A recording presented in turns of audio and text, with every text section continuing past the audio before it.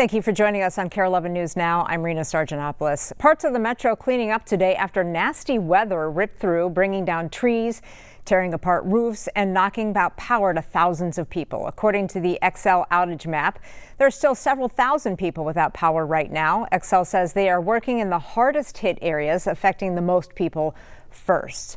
Meanwhile, today is a KARE 11 weather impact alert day as we have a chance at some more severe weather later on today. The biggest threat for the Twin Cities is the high winds. We're going to check in with weather and the entire weather team in just a little bit. Developing right now, a co-pilot on a Delta plane from Minneapolis to San Francisco is behind bars after being arrested Saturday night just after that plane landed. According to Homeland Security, that pilot is being held on charges related to child sexual abuse material. Passengers say about 10 agents with various badges stormed the cockpit after touchdown and then took the co-pilot. A spokesperson for Homeland Security investigations in San Francisco says their office did help with an arrest warrant Saturday night, but would not give us further details. As of right now, a man remains behind bars after State Patrol says they found him trespassing at the state capitol 3 times within 24 hours. State Patrol says they believed he was going through a mental health crisis. He was taken to the hospital twice before getting arrested on Saturday. The security breach raises questions after former House Speaker Melissa Hortman and her husband were fatally shot just 6 weeks ago. That incident prompted a discussion about increased security at lawmakers' homes. But former Senate Majority Leader Amy Koch, before the Capitol breach, said the Capitol needs protection too.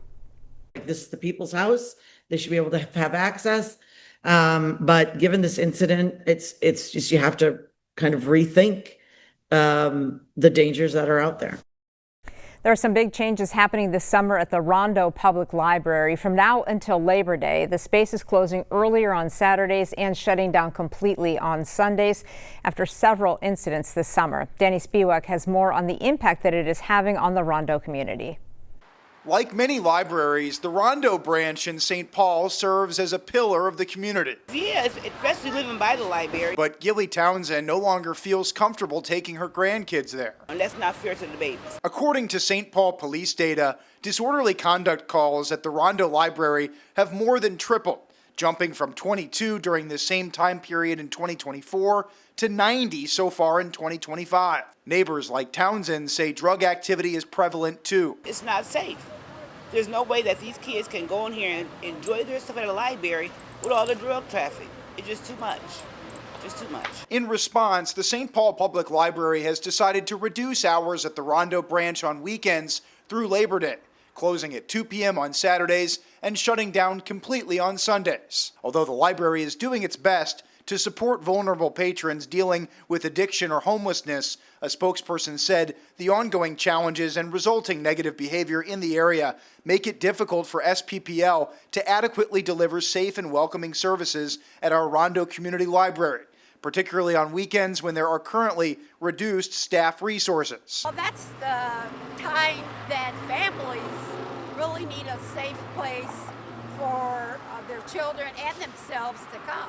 Naida Presley works with the community group Reconnect Rondo. The Rondo Library in particular is definitely a centerpiece. So I am hoping they figure it out, especially with school getting ready to start. But this isn't just a Rondo issue or just a St. Paul issue.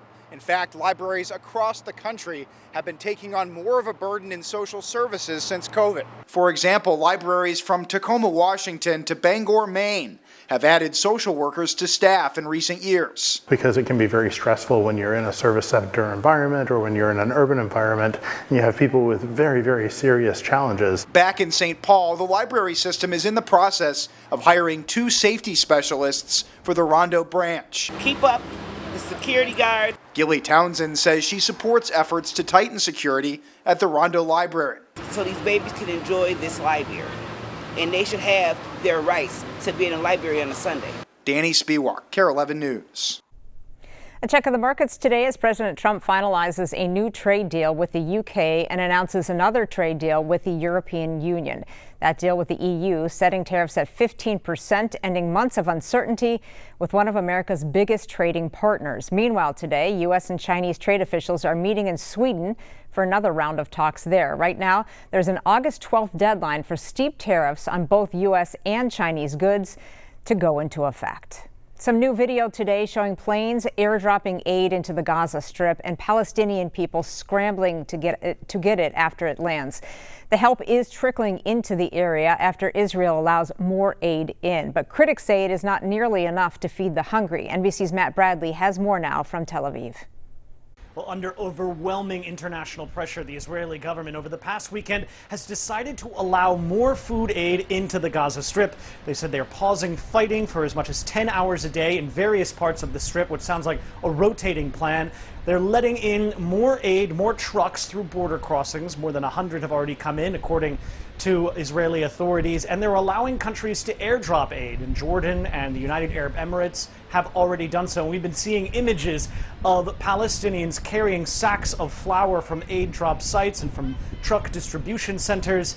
But aid organizations warn that this is not enough. We heard from some aid organizations saying that this was a grotesque distraction and calling on the Israelis to open all the borders to the Gaza Strip to allow aid to flood in completely to the starving population there. We've heard from the Palestinian health authorities in Gaza, which is ruled by Hamas. They said that as many as 14 people had died from malnutrition in just the past 24 hours. 2 of them were children. This raises the death toll from malnutrition-related conditions to nearly 150. More than half of them are children. Matt Bradley, NBC News, Tel Aviv. New this afternoon, the woman who helped Jeffrey Epstein groom and sexually abuse underage girls is asking the Supreme Court to overturn her conviction. Ghislaine Maxwell says she was covered by an agreement between Epstein and federal authorities and should not have been prosecuted. Her appeal was already ruled against once by a New York court who said the agreement she made with prosecutors in Florida does not bind authorities in New York. The Supreme Court will likely decide whether to take up the case this fall. Developing right now, the T, an app intended to help women date safely, has been breached. San Francisco-based company behind the app confirmed that thousands of images, including selfies, were leaked online. The app allows women to ask anonymous questions or warn each other about men that they have encountered on other dating apps. Last week, the T skyrocketed to the top spot among the requested apps on the U.S. Apple App Store. Well, today we're getting back on the air in Golden Valley after a transformer fire at our studios last week. We want to thank you all for sticking with us over the last week, and what a week it was. Our Joe McCoy takes a look back. To say it has been quite a week here at KARE 11 would be an understatement. When the station's transformer suffered a catastrophic failure Tuesday afternoon, 2 things were top of mind.